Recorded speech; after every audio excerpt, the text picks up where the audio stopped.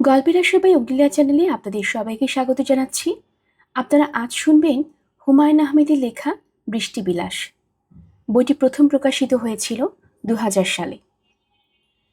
বইটি তিনি উৎসর্গ করেছেন আমার 3 বৃষ্টিপ্রেমিক কন্যা বিপাশা আহমেদ, শিলা আহমেদ, নোভা আহমেদ। আজ থাকছে এর প্রথম পর্ব। শুরু করছি বৃষ্টি বিলাস। রিকশা থেকে নেমেই শ্যামা দেখল তাদের বাসার বারান্দার কাঠের চেয়ারে কে যেন বসে আছে। কাঠের চেয়ারের পেছনের একটা পা ভাঙা। চেয়ারটা দেয়ালে হেলান দিয়ে না দিয়ে বসা যায় না, কিন্তু যে বসেছে সে চেয়ারটা বারান্দার মাঝামাঝি এনেই বসেছে। একটু অসাবধান হলেই উল্টে পড়বে। শ্যামার বুক ধুক ধুক করতে লাগলো। যে কোনো সময় একটা অ্যাক্সিডেন্ট ঘটবে এটা মাথায় থাকলেই টেনশন হয়। শ্যামার সমস্যা হচ্ছে সামান্য টেনশনেই তার বুক ধুকধুক করে, গলা শুকিয়ে যায়। একসময় মনে হয় হাত পা শক্ত হয়ে আসছে। নিশ্চয়ই হার্টের কোনো অসুখ। যতদিন যাচ্ছে তার অসুখটা তত বাড়ছে। আগে এত সামান্যতে বুক ধুকধুক করতো না, এখন করে। গত সপ্তাহে কলেজ থেকে ফেরার পথে সে দেখল কে যেন ঠিক রাস্তার মাঝখানে একটা ডাব ফেলে রেখেছে। তার বুক ধুকধুক করা শুরু করলো। এই বুঝি অ্যাক্সিডেন্ট হলো। ডাবের সঙ্গে ধাক্কা লেগে উল্টে পড়ল রিকশা। রিকশার যাত্রী ছিটকে পড়ল সিট থেকে, আর সঙ্গে সঙ্গে পেছন থেকে একটা ট্রাক এসে তার উপর দিয়ে চলে গেল। দৃশ্যটা শ্যামা চোখের সামনে স্পষ্ট দেখল। তার হাত পা হয়ে গেল শক্ত, নড়ার ক্ষমতা নেই। অ্যাক্সিডেন্ট না হওয়া পর্যন্ত সে যেন নড়তে পারবে না। তার উচিত রাস্তায় নেমে ডাবটা সরিয়ে দেওয়া। সেটাও সম্ভব না। 20 বছর বয়সী রূপবতী একটা তরুণী রাস্তার ময়লা পরিষ্কার করছে। এই দৃশ্য মজাদার। চারিদিকে লোক জমে যাবে, সবাই তার দিকে ড্যাব ড্যাব করে তাকিয়ে থাকবে। তাদের দৃষ্টিতে পরিষ্কার লেখা থাকবে, ব্রেইন নষ্ট মেয়ে। ডাবটা সরিয়ে সে যখন বাসার দিকে রওনা হবে তখন তার পেছনে পেছনে কয়েকজন রওনা হবে মজা দেখার জন্য। ব্রেইন নষ্ট মেয়ে নতুন আর কি করে সেটা দেখার কৌতূহলেই পেছনে পেছনে যাওয়া। পাগল মেয়ের পেছনে হাঁটা যায়, তাতে কেউ দোষ ধরে না। ভাঙা চেয়ারটার বসে আছেন শ্যামার বাবা আব্দুর রহমান। তিনি মালিবাগ অগ্রণী ব্যাংকের ক্যাশিয়ার। সন্ধ্যা 7টার আগে কোনোদিনই বাসায় ফেরেন না। এখন বাজছে 3:10। অসময়ে বাসায় ফিরে বারান্দায় বসে আছেন বলেই শ্যামা দূর থেকে বাবাকে চিনতে পারেনি। তাছাড়া বাসায় তিনি যতক্ষণ থাকেন খালি গায়ে থাকেন। আজ পরেছেন ইস্ত্রি করা পাঞ্জাবি। শ্যামার বাবার মুখ হাসি হাসি। তাকে দেখে মনে হচ্ছে কিছুক্ষণের মধ্যে আনন্দময় কিছু ঘটবে। তার প্রতীক্ষায় চেয়ারে বসে তিনি পা দোলাচ্ছেন। শ্যামা বাবার দিকে তাকিয়ে আতঙ্কিত গলায় বলল, বাবা, এই চেয়ারটার পেছনে পা ভাঙা, তুমি উল্টে পড়বে। আব্দুর রহমান আনন্দিত গলায় বললেন, পায়া ঠিক করেছি, 3টা পেরেক মেরে দিয়েছি। তোর কলেজ ছুটি? ঘেমে টেমে কি হয়েছিস? যা ঘরে গিয়ে গোসল কর, আর তোর মাকে বল আমাকে একটা পান দিতে। শ্যামা ঘরে ঢুকল। শ্যামার মা সুলতানা মেয়েকে দেখেই বললেন, এত দেরি কেন রে? শ্যামা বিরক্ত হয়ে বলল, দেরি কোথায় দেখলে? 3টার সময় কলেজ ছুটি হয়েছে, এখন বাজছে 3:10। যা গোসল করতে যা, বাথরুমে পানি সাবান তোয়ালে দেয়া আছে। খিদায় মারা যাচ্ছি, আগে ভাত দাও। আর বাবা পান চাচ্ছে। বাবা আজ এত সকাল সকাল অফিস থেকে ফিরল কেন?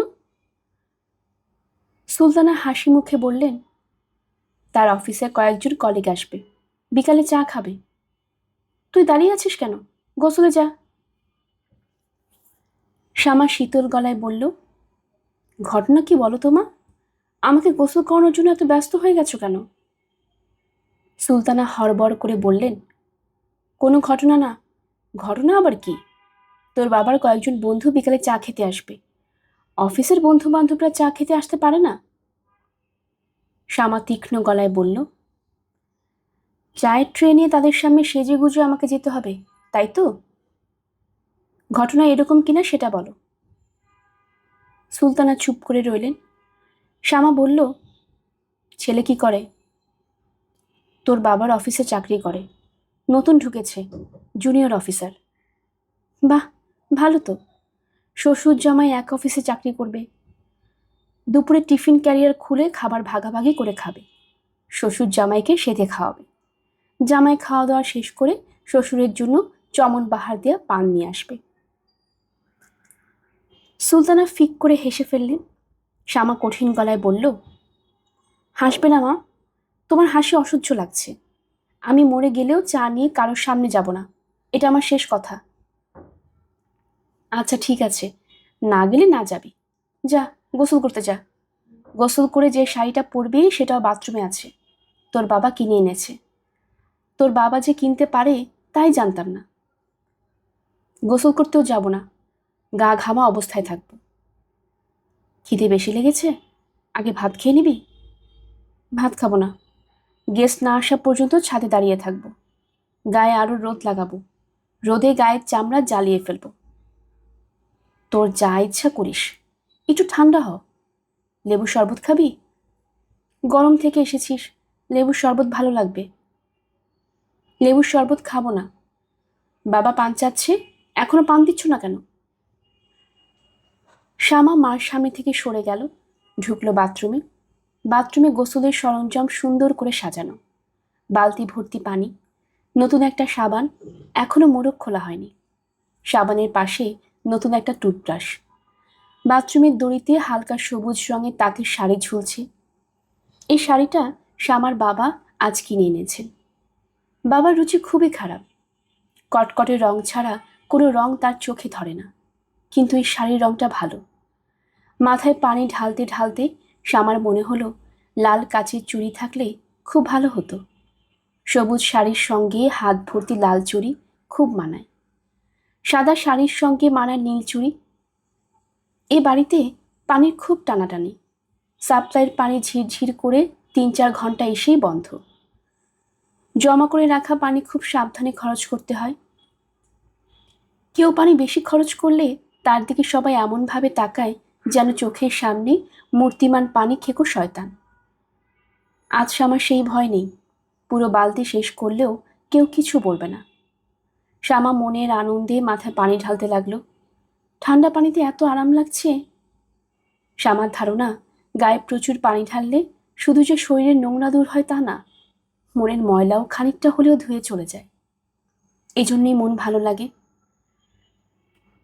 যে ছেলেটা তাকে দেখতে আসবে তাদের বাড়িতে প্রচুর পানি আছে তো। সবচেয়ে ভালো হয় যদি বাড়িতে বাথটাব থাকে। গরমের সময় বাথটাব ভর্তি করে সে পানি রাখবে। বরফের দোকান থেকে 4-5 কেজি বরফ এনে গুঁড়ো করে বাথটাবে ছেড়ে দেবে। কয়েকটা টাটকা গোলাপ কিনে গোলাপের পাপড়ি পানিতে ছেড়ে দিয়ে সে ডুবে থাকবে। হাতের কাছে টিপটে চা থাকবে, মাঝে মাঝে চায়ে চুমুক দেবে। ক্যাসেট প্লেয়ারে গান বাজতে পারে, নিশ্চয়ই বাথরুমে গান শুনতে ভালো লাগবে। অনেক মানুষই বাথরুমে ঢুকে দরজা বন্ধ করেই গান ধরে। ভালো না লাগলে নিশ্চয়ই ধরতো না।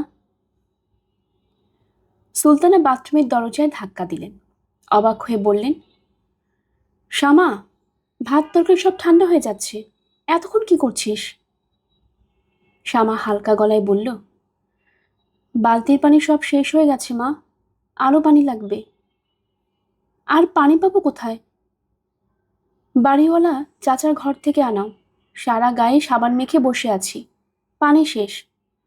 আরেকটা কথা মা, যে ছেলেটা আমাকে দেখতে আসছে তার নাম কি? ছেলের নাম আতাউর। কি সর্বনাশ, খাতাউর আবার মানুষের নাম হয়? নাম শুনলেই মনে হয় খাতাউর সাহেব হা করে আছেন খেয়ে ফেলার জন্য। খাতাউর না, আতাউর। শ্যামা, তুই ইচ্ছা করে ফাজলামি করছিস, এসব ঠিক না। পানি আনার ব্যবস্থা করো মা, আসল কথা বলতে ভুলে গেছি। মা শোনো, লাল চুড়ি আছে? তোমার ট্রাঙ্কে তো অনেক জিনিস আছে, খুঁজে দেখো তো লাল চুড়ি আছে নাকি, আমি লাল চুড়ি পরব। সুলতানা আনন্দের নিঃশ্বাস ফেললেন। মেয়ে সহজভাবে কথা বলছে, তিনি কাজের মেয়েকে বালতি দিয়ে পানি আনতে পাঠালেন। মেয়েটার শখ মিটিয়ে গোসল করুক। মেয়েদের অতি তুচ্ছ শখও সঙ্গে সঙ্গে পূরণ করতে হয়। মেয়েরা মা বাপের সংসারে থাকে না, অন্য সংসারে চলে যায়। যে সংসারে যায় সেখানে সে হয়তো মুখ ফুটেই শখের কথাটা বলতেও পারে না। অতিথিরা 5টার সময় উপস্থিত হলেন। তখন শামার চুল বাঁধা হচ্ছে। চুল বেঁধে দিচ্ছে শামার ছোট বোন এশা। এশা এবছর ক্লাস 10-এ উঠেছে। সে খুবই হাসি খুশি মেয়ে। গত 6 দিন ধরে কি কারণে যেন সে মুখ ভোঁতা করে আছে, কারোর সঙ্গে কথাবার্তা বলছে না। এশার মুখ ভোঁতার রহস্য উদ্ধারের চেষ্টা কেউ করছে না, কারণ চেষ্টা করে লাভ নেই। এশা নিজ থেকে মুখ না খুললে কেউ তার মুখ খোলাতে পারবে না। লোকজন চলে এসেছে। এই খবরটা দিল শামার ছোট ভাই মন্টু। সে গত বছর এসএসসি পরীক্ষা দিয়েছিল। টাইফয়েড হয়ে যাবার কারণে পরীক্ষা শেষ করতে পারেনি। এবার আবারও দিচ্ছে। আগামী বুধবার থেকে তার পরীক্ষা শুরু। মন্টুর ধারণা এবারে পরীক্ষার মাঝখানে তার কোনো বড় অসুখ হবে, সে পরীক্ষা দিতে পারবে না। এরকম স্বপ্নও সে দেখে ফেলেছে। স্বপ্নে পরীক্ষার হল থেকে অ্যাম্বুলেন্সে করে তাকে সরাসরি হাসপাতালে নেওয়া হয়। হাসপাতালে ডাক্তাররা ছোটাছুটি শুরু করেন, কারণ তাকে রক্ত না দিলে সে মারা যাবে। কারো রক্তের সঙ্গে তার রক্ত মিলছে না। শেষে একজনের সঙ্গে রক্তের গ্রুপ মিলল। সে একজন তাদের স্কুলের হেড স্যার। তিনি রক্ত দিতে এসে তাকে দেখিয়ে প্রচণ্ড ধমক দিয়ে বললেন, কিরে, তুই এবছর পরীক্ষা দিচ্ছিস না, ফাজলামি করিস? মন্টু এসে প্রায় ফিস করে বলল, আপা এসে গেছে, 4জন এসেছে। শ্যামা বিরক্ত গলায় বলল, 4জন এসেছে খুব ভালো কথা, তুই ফিস করছিস কেন? এর মধ্যে ফিসফিসানের কি আছে? ট্যাক্সি করে এসেছে। শুনে খুশি হলাম। ট্যাক্সি করেই তো আসবে, ঠেলা গাড়িতে করে তো আর আসবে না। নাকি তুই ভেবেছিলি ঠেলা গাড়ি করে আসবে? অনেক মিষ্টি এনেছে, 5 প্যাকেট। সামনে থেকে যা তো, কানের কাছে বিজবিজ করবি না। কয় প্যাকেট মিষ্টি এনেছে দাঁড়িয়ে দাঁড়িয়ে গুনেছিস? শুনেই তো লজ্জা লাগছে। মেহমানরা বসার ঘরে বসেছেন, তাদেরকে চা নাস্তা এখনো দেওয়া হয়নি। আরও 2জন নাকি আসবেন, তাদের জন্য অপেক্ষা। মজার গল্প হচ্ছে, হাসি শোনা যাচ্ছে। শ্যামা সেজে গুজে অপেক্ষা করছে। চা নিয়ে যেতে বললেই সে ট্রেতে করে চা নিয়ে যাবে। এই উপলক্ষে বাড়িওয়ালার বাসা থেকে সুন্দর একটা ট্রে আনা হয়েছে। ছোট্ট একটা সমস্যা হয়েছে, এক ধরনের চায়ের কাপ আছে 6টা। 4জন গেস্ট আছেন, আরও 2জন আসবেন। 6টা কাপ হয়ে গেল। আব্দুর রহমান সাহেবকে চা দিতে হবে, তার জন্য একটা কাপ লাগবে। তারা হয়তো শ্যামাকেও চা খেতে বলবেন, আরও 2টা কাপ, ভালো কাপ দরকার। সুলতানা খুব দুশ্চিন্তার মধ্যে আছেন। তিনি ঠিক করেছেন মেহমানদের কোনো বাইরের খাবার দেবেন না, সব খাবার ঘরে তৈরি হবে। তিনি কলিজার সিঙ্গারা বানানোর চেষ্টা করছেন। সিঙ্গারার 3টা কোণা ঠিকমতো উঠছে না। সিঙ্গারা তিনি আগেও বানিয়েছেন, তখন ঠিকই কোণা উঠেছে, এখন কেন উঠছে না? বিয়েতে কোনো অলক্ষণ নেই তো? আজ সকালবেলা বেশ কয়েকবার তিনি এক শালিক দেখেছেন। এক শালিকের ব্যাপারটা অনেকেই বিশ্বাস করে না, তিনি খুব করেন। ছোটবেলা থেকে তিনি লক্ষ্য করেছেন, যতবার এক শালিক দেখেছেন ততবারই ঝামেলা হয়েছে। এশা এসে মাকে সাহায্য করার জন্য বসল। এশার মুখ আগের চেয়েও গম্ভীর, চোখ ফোলা ফোলা, মনে হয় কেঁদে টেদে এসেছে। এশার কি হয়েছে কে জানে, এমন চাপা মেয়ে, ভয়ঙ্কর কিছু ঘটে গেলেও সে মুখ খুলবে না। সুলতানা বললেন, কি সমস্যা হয়েছে দেখ না, সিঙ্গারা কোনা উঠছে না। এশা বলল, খেতে ভালোই হলো, কোনা ওঠার দরকার নেই। দোকানের সিঙ্গারায় লোকজন কোনা খোঁজে, ঘরের সিঙ্গারা খোঁজে না। সুলতানা বললেন, একটা খেয়ে দেখ। খেতে ইচ্ছা করছে না। তোর কি কোনো কারণে মন টন খারাপ? না। এক কথা 5 লক্ষবার জিজ্ঞেস করো না তোমা, আমার মন খারাপ কি না এটা তুমি এই কদিনে 5 লক্ষবারে বেশি জিজ্ঞেস করে ফেলেছ। সুলতানা ছোট্ট নিঃশ্বাস ফেলে বললেন, শ্যামা কি করছে? খাটে বসে আছে। সাজার পর তাকে কেমন দেখাচ্ছে রে? পরিদের রানীর মতো লাগছে। সুলতানা তৃপ্তির হাসি হাসতে হাসতে বললেন, শ্যামাকে যেই দেখবে সেই পছন্দ করবে। মাঝে মাঝে ওর দিকে তাকালে বুকে ধাক্কার মতো লাগে। ভেবেই পাই না এত সুন্দর মেয়ে আমার পেটে জন্মালো কিভাবে। এশা বলল, আপা বেশি সুন্দর, বেশি সুন্দরকে আবার মানুষ পছন্দ করে না। সুলতানা অবাক হয়ে বললেন, পছন্দ করবে না কেন? এশা উত্তর দিল না। সুলতানা বললেন, পছন্দ করবে না কেন বল, কারণ জানিস না? কারণ জানি, কিন্তু বলতে ইচ্ছা করছে না। মা শোনো, তুমি আর বাবা, তোমরা দুজন কি আসলেই চাও যে ছেলেটা এসেছে তার সঙ্গে আবার বিয়ে হোক? তোর বাবা চায়। তার ধারণা ছেলেটা খুবই ভালো, অসম্ভব ভদ্র ও বিনয়ী, ফ্যামিলিও ভালো। ছেলের অবশ্য বাবা নেই, কিছুদিন হলো মারা গেছেন। শ্যামার শ্বশুরের আদর পাবে না। তোরা তো জানিস না, শ্বশুরের আদর বাপের আদরের চেয়েও বেশি হয়। আপা যেভাবে সাজগোজ করেছে, এভাবে সাজগোজ করে থাকলে কিন্তু ওরা আপাকে পছন্দ করবে না। আপার উচিত খুবই সাধারণ একটা শাড়ি পরে ওদের সামনে যাওয়া। চোখে কাজল, ঠোঁটে লিপস্টিক, এসব কিচ্ছু না। কি বলছিস তুই? কোনো রকম সাজগোজ ছাড়া আপা যখন ওদের সামনে দাঁড়াবে, তারা বলবে, বাহ, কি সহজ সরল সাধারণ একটা মেয়ে। বউ হিসেবে সবাই সাধারণ মেয়েই খোঁজে। আপা ঠোঁটে লিপস্টিক, গালে পাউডার, কোনো কিছুরই দরকার নেই। গোসল করে আপা যখন ভেজা চুলে বের হলো, তখন তাকে কিছু সুন্দর লাগছিল, লক্ষ্য করনি? সুলতানা অবাক হয়ে মেয়ের দিকে তাকালেন। তার কাছে খুব অদ্ভুত লাগছে। মনে হচ্ছে এই যেন সেদিন মেয়েটা ছোট্ট ছিল, সারা রাত ওয়া ওয়া করে কাঁদত, মুখে দুধ গুজে দিলেও কান্না থামত না। দুধ খাচ্ছে, ফাঁকে ফাঁকে কাঁদছে, কান্নাটা যেন তার বিশ্রাম। আর আজ এই মেয়ে গুটগুট করে কি সুন্দর কথা বলছে, কথাগুলি মনে হচ্ছে সত্যি। এশা বলল, মা, আপাকে সাধারণ ঘরে পরার একটা শাড়ি পরতে বলবে? বল, তোর বাবা আবার রাগ না করে, শখ করে একটা শাড়ি কিনে এনেছে। বাবা কিছু বুঝতে পারবে না, বাবা খুব টেনশনে আছে তো, টেনশনের সময় মানুষ কিছু বুঝতে পারে না। বাবা ভালো মতো আপার দিকে তাকাবেই না। মেয়েরা যখন বড় হয়ে যায়, তখন বাবারা মেয়েদের দিকে কখনো ভালো মতো তাকায় না। বাবাদের মনে হয় তাকাতে লজ্জা করে।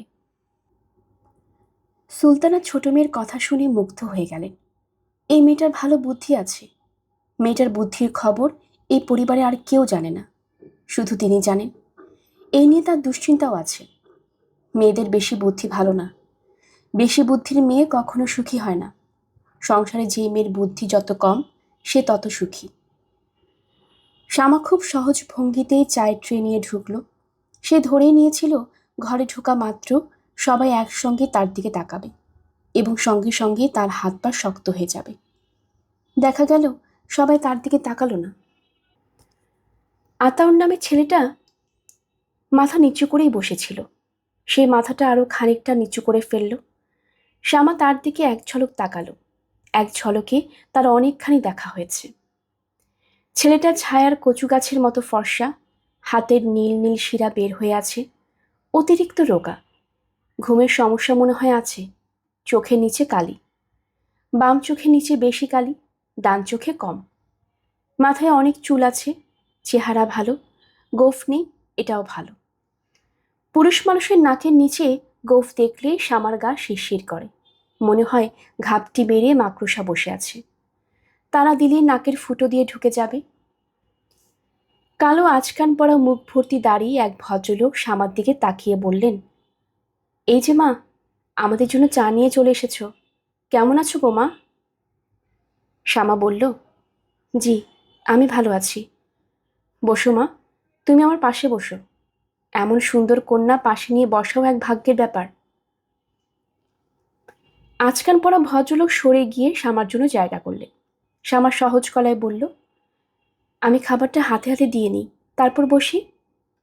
ঠিক আছে মা, ঠিক আছে, আগে কাজ, তারপর বসা, তারপর আলাপ।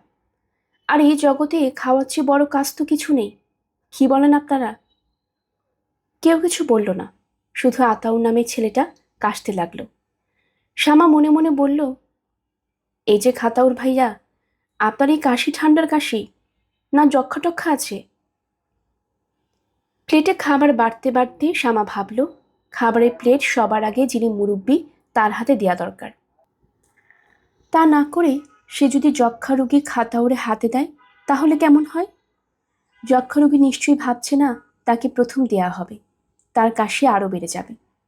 আজকান পড়া মৌলানা বেশি ফটফট করছে। মৌলানার ফটফটানি কিছুক্ষণের জন্য হলেও কমবে। মৌলানা হয়তো মনে মনে বলবে, নাউজুবিল্লাহ, মেয়েটা তো মহা নির্লজ্জ। বলুক যার যা ইচ্ছা। শ্যামা খাবারের প্লেট আতাউর দিকে বাড়িয়ে দিয়ে খুবই স্বাভাবিক গলায় বলল, আপনার কি ঠান্ডা লেগেছে? এত কাশছেন কেন? শ্যামা যা ভেবেছিল তাই হলো। আজকান পড়া মৌলানা হকচকিয়ে গেলেন। তিনি শ্যামার দিকে চোখ বড় বড় করে তাকাচ্ছেন। যক্ষা রোগীর কাশি কিছুক্ষণের জন্য হলেও থেমেছে। শ্যামার বাবাও অবাক হয়ে মেয়ের দিকে তাকিয়ে আছেন।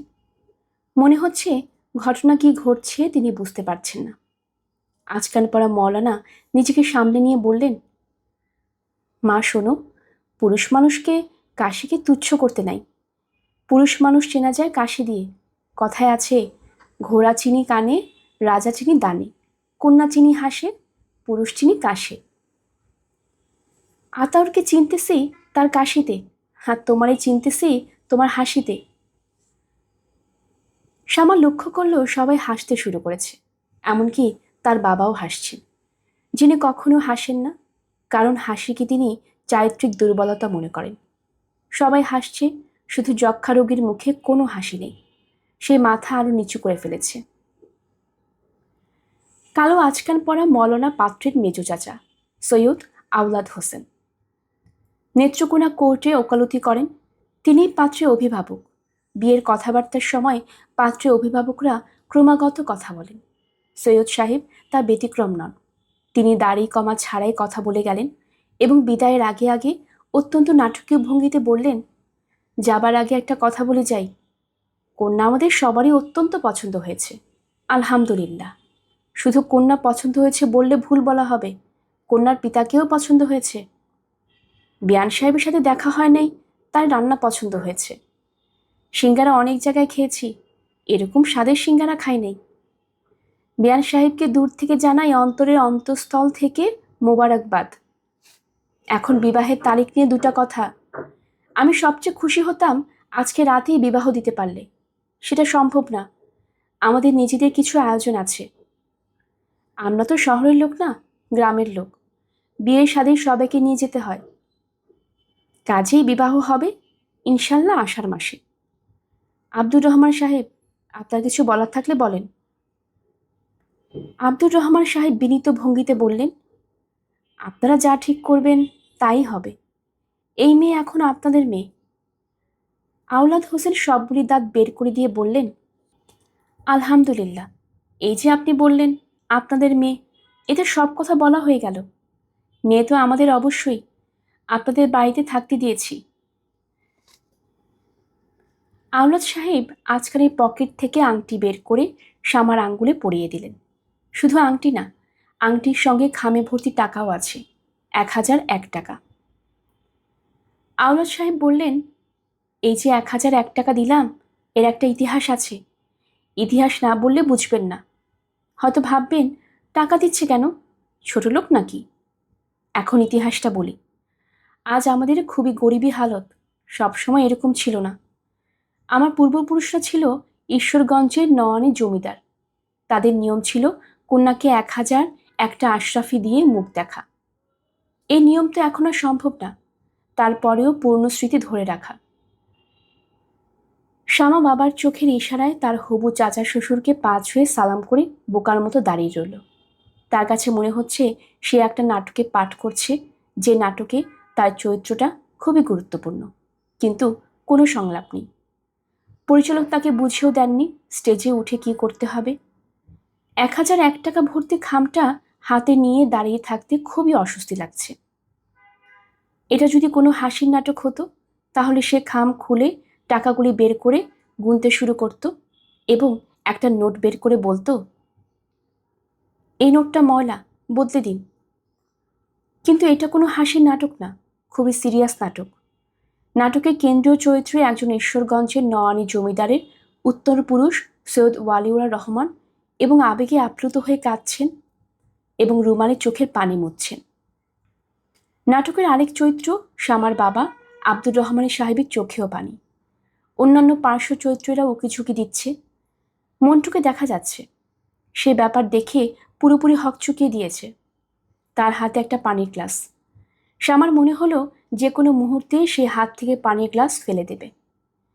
বিয়ের পাকা কথার দিন হাত থেকে পড়ে গ্লাস ভাঙা শুভ না অশুভ কে জানে। শামার হঠাৎ করেই আয়নায় নিজেকে দেখতে ইচ্ছে করলো। তার চেহারাটা কি আগের মতোই আছে না বদলাতে শুরু করেছে? ছেলেদের চেহারা সমগ্র জীবনে খুব একটা পাল্টায় না, কিন্তু মেয়েদের চেহারা পাল্টাতে থাকে।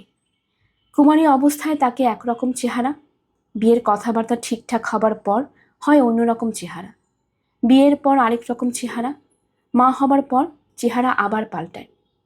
যখন শাশুড়ি হয় তখন আরেক দফা চেহারা বদল। আব্দুর রহমান সাহেব ভেতরে বারান্দায় রাখা দুটা বেতের চেয়ারের একটায় বসে আছেন, অন্যটায় বসেছেন সুলতানা। আব্দুর রহমান সাহেবের হাতে জ্বলন্ত সিগারেট। তিনি সিগারেট খান না। আজ বিশেষ দিন উপলক্ষে মন্টুকে দিয়ে 3টা সিগারেট আনানো হয়েছে। তাকে দেখে মনে হচ্ছে সিগারেট টেনে তিনি খুবই মজা পাচ্ছেন।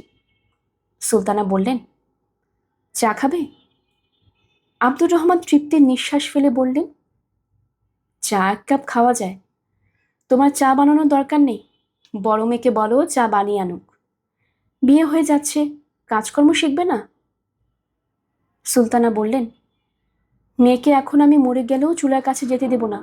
বিয়ের পাকা কথা হবার পর মেয়েদের চুলার কাছে যেতে দেওয়া হয় না। তাই নাকি?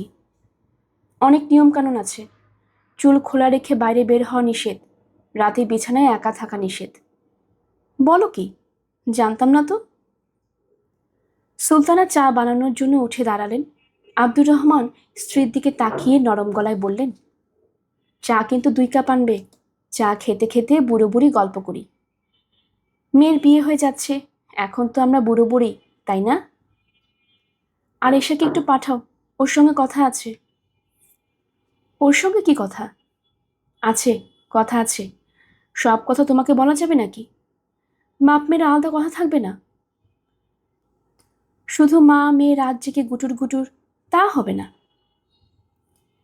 স্বামীর আনন্দ দেখে সুলতানার মন কেমন কেমন করতে লাগলো। অনেকদিন পর মানুষটাকে তিনি এত আনন্দিত দেখলেন। মেয়ের বিয়ে ঠিক হওয়ায় কোনো বাবা কি এত আনন্দিত হয়? তিনি নিজে আনন্দ পাচ্ছেন না। ছেলেটাকে তার তেমন পছন্দ হয়নি। তার ধারণা শামার মতো রূপবতী মেয়ের জন্য অনেক ভালো পাত্র পাওয়া যেত। একটু শুধু খোঁজ খবর করা। মানুষটা তার কিছুই করল না। অফিসে কোনো একজনকে ধরে এনে বলল এর সাথে বিয়ে।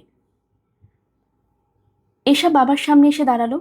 আব্দুর রহমান হাসি মুখে তার কন্যার দিকে তাকিয়ে বললেন, তোর আপার বিয়ে তো ঠিক হয়ে গেল। নেক্সট টার্গেট তুই, তৈরি হয়ে যা। এসা গম্ভীর মুখে বাবার দিকে তাকিয়ে রইল। বাবার হালকা রূপ দেখে সে অভ্যস্ত না, তার অস্বস্তি লাগছে। ছেলেটাকে কেমন দেখলি? ভালো। শ্যামাকে কিছু বলেছে ছেলে পছন্দ হয়েছে কিনা? না, কিছু বলেনি। ও আছে কোথায়? দোতলায়। বাড়িওয়ালা চাচার বাসা থেকে কাকে যেন টেলিফোন করবে। আব্দুর রহমান টেলিফোনের কথায় নড়ে চড়ে বসলেন। খুবই আগ্রহের সঙ্গে গলা সামান্য নামিয়ে বললেন, এক কাজ করতো, পাঞ্জাবির পকেটেই আমার মানিব্যাগ আছে। মানিব্যাগ খুলে দেখ, হলুদ 1 পিস কাগজ আছে। কাগজে টেলিফোন নাম্বার লেখা। কাগজটা শ্যামাকে দিয়ে দিস। Car telephone number? ওই ছেলের। হ্যাঁ, আতাউরের। সে তার বড় বোনের সঙ্গে এখন আছে। বড় বোনের টেলিফোন নাম্বার। শ্যামা যদি ছেলের সঙ্গে কিছু কথা বলতে চায় বলুক। বিয়ের কথাবার্তা পাকা হয়ে গেছে, এখন টেলিফোনে কথাবার্তা বলা দোষণীয় কিছু না, তবে দেখা সাক্ষাৎ না হওয়াটাই বাঞ্ছনীয়। আর কিছু বলবে বাবা?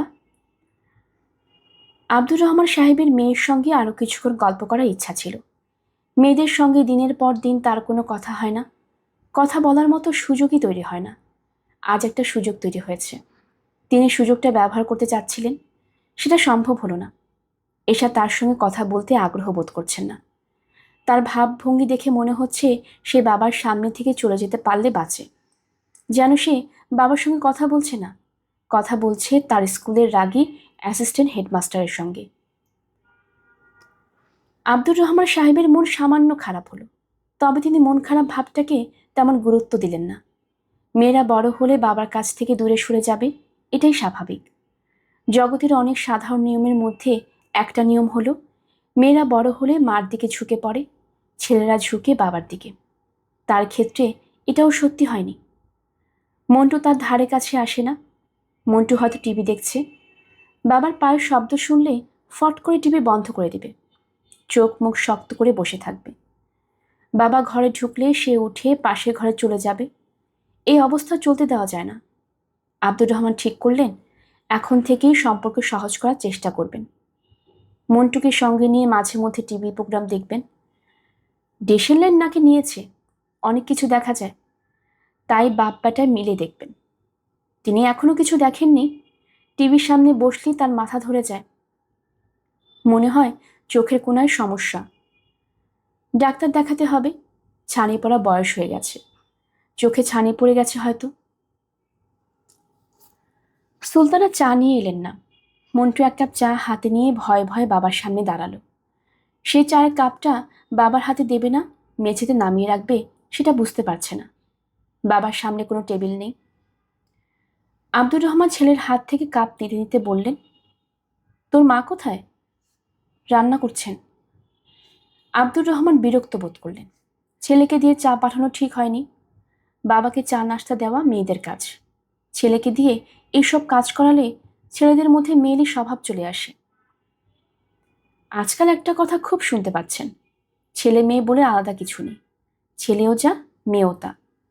খুবই হাস্যকর কথা বলে তার মনে হয়, ছেলে মেয়ে যদি একই হয় তাহলে ছেলেগুলি মেয়েদের মতো শাড়ি ব্লাউজ পরে না কেন? মন্টু চলে যাচ্ছিল। আব্দুর রহমান বললেন, এই তোর পড়াশোনা কেমন হচ্ছে রে? মন্টু বাবার দিকে তাকালো না, চলে যেতে যেতে বলল, ভালো। তার একটাই ভয়, বাবা যদি ডেকে কিছু জিজ্ঞেস করে বসেন। আব্দুর রহমান চায়ের কাপে চুমুক দিয়ে দ্বিতীয় সিগারেটটা ধরালেন। এবারের চা ভালো হয়নি, তিতা তিতা লাগছে। সিগারেট টেনেও মজা পাচ্ছেন না, মনে হচ্ছে ড্যাম্প সিগারেট। সামাদের বাড়িওয়ালা মুত্তালিব সাহেবের বয়স ৫৫। তিনি চুলে কলপ দিয়ে রঙিন শার্ট টাট পরে বয়সটাকে কমিয়ে রাখার নানান চেষ্টা চালিয়ে যাচ্ছেন। তেমন কোনো লাভও হচ্ছে না। বয়স মোটেও কম দেখাচ্ছে না, বরং যা বয়স তার চেয়েও বেশি দেখাচ্ছে। এই বয়সে কারোই সব দাঁত পড়ে না, তার প্রায় সব দাঁতই পড়ে গেছে। সামনের পাটি দুটো দাঁত ছিল, বাঁধানো দাঁত ফুল সেট থাকলে অনেক সুবিধা। এরকম বুঝিয়ে দাঁতের ডাক্তার সেই দুটি দাঁতও ফেলে দিয়েছে। ঘুম থেকে উঠে তিনি বাঁধানো দাঁত পড়েন। তার কাছে মনে হয় তিনি কলকব্জা মুখে নিয়ে বসে আছেন। তার ডায়াবেটিস ধরা পড়েছে। ডাক্তাররা বলে দিয়েছে প্রতিদিন খুব কম করে হলেও ১ থেকে ১.৫ ঘন্টা হাঁটাহাঁটি করতে হবে। তিনি হাঁটাহাঁটি করতে পারছেন না, কারণ মাস ৩ হলেও ডান পায়ের হাঁটু বাঁকাতে পারছেন না। হাঁটু বাঁকাতে মালিশ এবং চিকিৎসা চলছে, কোনো লাভ হচ্ছে না, বরং ক্ষতি হচ্ছে। হাঁটু শক্ত হয়ে যাচ্ছে। চিকিৎসার আগে সামান্য বাঁকত, এখন তাও বাঁকছে না। একটা লোহার মতো শক্ত পা নিয়ে ল্যাংচাতে ল্যাংচাতে তিনি নিশ্চয়ই মর্নিং ওয়াক বা ইভিনিং ওয়াক করতে পারেন না। তিনি একটা হুইল চেয়ার কিনেছেন। বেশিরভাগ সময় হুইল চেয়ারে বসে বারান্দায় এক মাথা থেকে আরেক মাথায় যান, আবার ফিরে আসেন। সময় কাটানোর জন্য একটা বাইনোকুলার কিনেছেন। বাইনোকুলার চোখে দিয়ে রাস্তার লোক চলাচল দেখেন। বাইনোকুলার চোখে লাগালেই রাস্তার লোকজন চোখের সামনে চলে আসে, তখন তাদের সঙ্গে গম্ভীর গলায় কথাবার্তা বলেন। এই যে চশমাওয়ালা, মাথাটা বাঁকা করে আছেন কেন? ঘাড়ে ব্যথা? রাতে বেকায়দা ঘুমিয়েছিলেন? ভদ্রলোক বাড়িতে একা থাকেন। স্ত্রীর সঙ্গে বনিবনা হয়নি বলে ১৫ বছর আগে ডিভোর্স হয়ে গেছে। তিনি নিজে ডিভোর্সের পক্ষপাতী ছিলেন না। তাদের ৭ বছরের বয়সের একটা মেয়ে আছে। ডিভোর্স হলে মেয়েটা যাবে কোথায়? কিন্তু মুত্তালিব সাহেবের স্ত্রী হেলেনা খাওয়া দাওয়া বন্ধ করে দিলেন। উকিল এনে ডিভোর্সের ব্যবস্থা না করা পর্যন্ত তিনি অন্য স্পর্শ করবেন না। হেলেনা ডিভোর্সে 2 বছরের মাথায় আবারও বিয়ে করেছেন। দ্বিতীয় স্বামীর সঙ্গে তার জীবন সুখে কাটছে বলে মনে হয়। এই ঘরে ছেলে মেয়ে হয়েছে, 2 ছেলে 1 মেয়ে। বিস্ময়কর মনে হলেও সত্যি, তিনি প্রায় তার প্রাক্তন স্বামীর সঙ্গে টেলিফোনে কথা বলেন। মুত্তালিব সাহেবের একটাই মেয়ে, মীনাক্ষী। হেলেনার দ্বিতীয় বিয়ের পর তিনি মীনাক্ষীকে জোর করে নিজের কাছে রেখে দেন। মীনাক্ষীর বয়স তখন 8। সে এমনই কান্নাকাটি শুরু করে যে তিনি নিজেই মেয়েকে তার মার কাছে রেখে আসেন এবং হুঙ্কার দিয়ে বলেন, তোকে যদি আমার বাড়ির ত্রিসীমানায় দেখি তাহলে কিন্তু কাঁচা খেয়ে ফেলবো, আর খবরদার আমাকে বাবা ডাকবি না। গোফলা যে ছাগলটার সঙ্গে তোর মার বিয়ে হয়েছে তাকে বাবা ডাকবি, আমাকে নাম ধরে ডাকবি, মিস্টার মুত্তালিব ডাকবি, ফাজিল মেয়ে। সেই মীনাক্ষী এখন থাকে স্বামীর সঙ্গে নিউ অরলিন্সে। টেলিফোনে বাবার খোঁজ খবর প্রায়ই করে। মুত্তালিব সাহেব কখনো টেলিফোন করেন না, কারণ তিনি মেয়ের টেলিফোন নাম্বার বা ঠিকানা জানেন না, কখনো জানার আগ্রহ বোধ করেননি। ভদ্রলোক যৌবনে নানান ধরনের ব্যবসা বাণিজ্য করেছেন, কোনোটিই তেমন জমেনি। জীবনের শেষ বেলায় তার সঞ্চয় অতীশ দীপঙ্কর রোডে দোতলা একটা বাড়ি, 13 সিসির লাল রঙের একটা টয়োটা এবং ব্যাংকে কিছু ফিক্সড ডিপোজিট। একসময় ভেবেছিলেন ফিক্সড ডিপোজিটের সুদের টাকায় জীবনটা কাটিয়ে দিতে পারবেন। এখন তা ভাবছেন না, প্রায় তাকে মূল সঞ্চয়ে হাত দিতে হচ্ছে। মুত্তালিব সাহেব শামা মেয়েটিকে অত্যন্ত পছন্দ করেন। কোনো এক বিচিত্র কারণে তিনি চান না তার পছন্দের কথাটা শামা জানুক। শামার সঙ্গে দেখা হলে তিনি তটস্থ হয়ে থাকেন। তার একটাই চিন্তা, অস্বাভাবিক মমতার ব্যাপারটা তিনি কিভাবে গোপন রাখবেন। তার ধারণা এই কাজটা তিনি অত্যন্ত সুন্দরভাবেই করছেন। বাস্তব সেরকম না। শামা ব্যাপারটা খুব ভালো মতো জানেন। বিকেলে শামাকে দোতলায় উঠতে দেখে তিনি ধমকের গলায় বললেন, টেলিফোন করতে এসেছিস? তোকে 100 বার বলেছি এটা পাবলিক টেলিফোন না। শামা বলল, টেলিফোন করতে আসিনি, আপনার পায়ের অবস্থা জানতে এসেছি। পায়ের অবস্থা কি? হাঁটু কি বাঁকা হচ্ছে না আগের মতোই আছে? মুত্তালিব সাহেব জবাব দিলেন না। শামা বলল, এরকম রাগে রাগে মুখ করে বসে আছেন কেন? মুত্তালিব সাহেব বিরক্ত মুখে বললেন, মাথা ধরেছে। তুই কথা বলিস না তো। তোর ক্যানক্যানে গলা শুনে মাথা ধরা আরো বেড়ে যাচ্ছে। তুই যে জন্য এসেছিস সেটা শেষ করে বিদায় হ। আমি কি জন্য এসেছি? টেলিফোন করতে এসেছিস। ট্রিনা ফ্রিনা কতগুলি মেয়ে বান্ধবী ভালো জুটিয়েছিস, বেয়াদবের এক শেষ। আপনার সঙ্গে কি বেয়াদবি করলো? রাত 11:30টার সময় টেলিফোন করে বলে, আপনাদের একতলায় যে থাকে শামা নাম, তাকে একটু ডেকে দিন তো। কোনো সালাম আলাইকুম নেই, কিচ্ছু নেই। আপনি কি করলেন? খট করে টেলিফোন রেখে দিলেন। আমি বললাম, রাত 11:30 বাজে, এটা আড্ডার সময় না, ঘুমোতে যাবার সময়। বিছানায় যাও, ঘুমাবার চেষ্টা করো।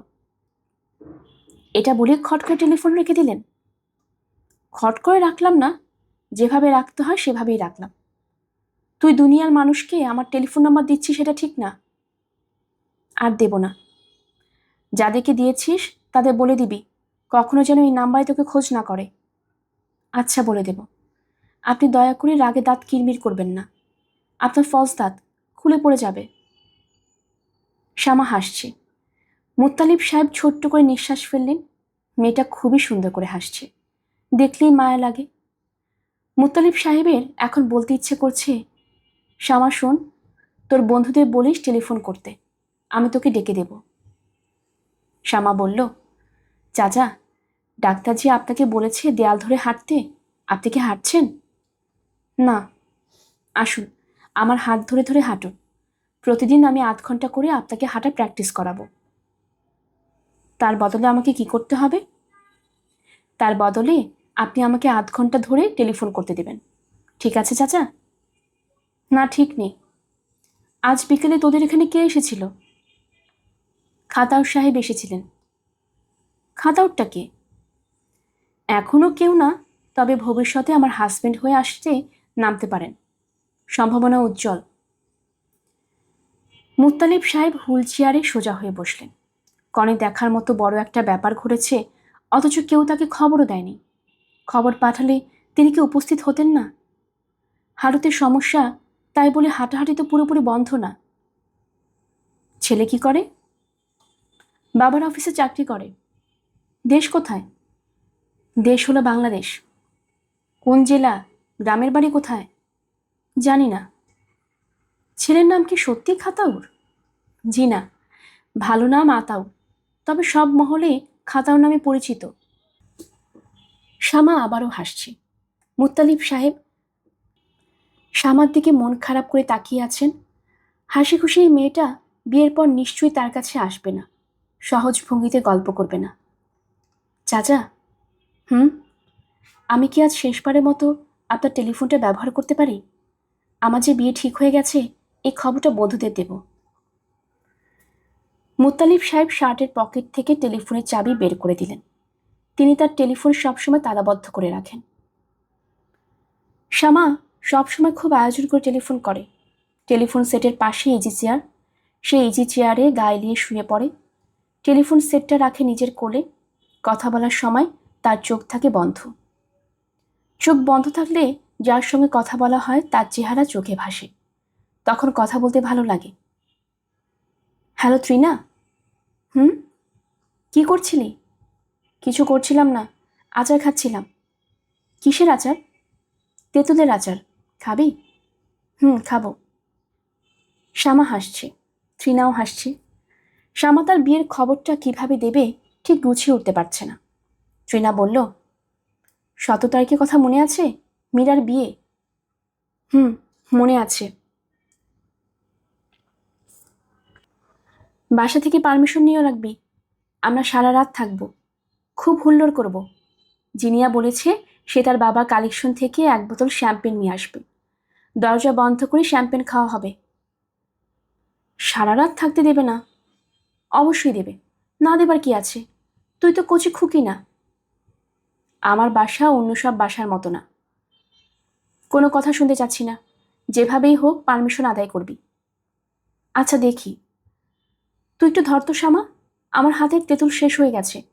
তেঁতুল নিয়ে আসি, 1 মিনিট। শ্যামা টেলিফোন ধরে বসে রইল। ত্রিনা ফিরে এলো না। ত্রিনার সঙ্গে টেলিফোনে কথা হলে এই ব্যাপারটা প্রায়ই ঘটে। ত্রিনা কথাবার্তার মাঝখানে হঠাৎ বলে, 1 মিনিট ধর, আমি আসছি, আর আসে না। ত্রিনা কি এটা ইচ্ছে করে করে? যাদের সঙ্গে তার কথা বলতে ইচ্ছে করে না তাদের সঙ্গে এই ধরনের ট্রিক্স করে? গল্পের আসরে অগ্নিলা চ্যানেলে আপনারা শুনছিলেন হুমায়ুন আহমেদের লেখা বৃষ্টিবিলাস। আসছিল এর প্রথম পর্ব।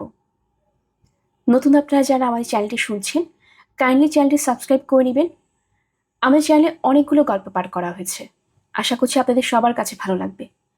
পরবর্তী পর্ব শোনার জন্য আপনাদের সবাইকে আমন্ত্রণ জানানো হলো। সবাই ভালো থাকবেন, ধন্যবাদ।